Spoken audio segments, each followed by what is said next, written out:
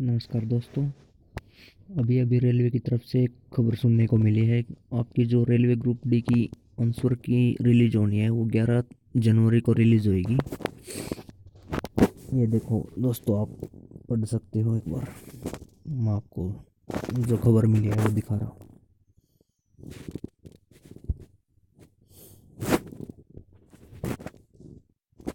ये है दोस्तों वो खबर।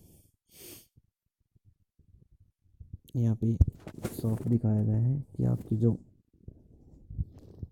ये देखो यहाँ पे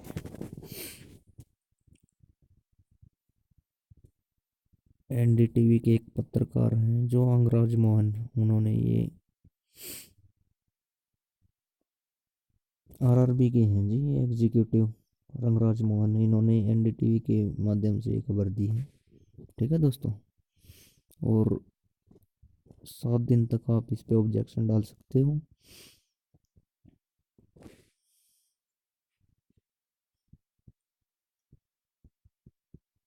यही खबर थी। ठीक है दोस्तों, अगर वीडियो पसंद आए तो लाइक शेयर और चैनल को सब्सक्राइब करना मत भूलिए।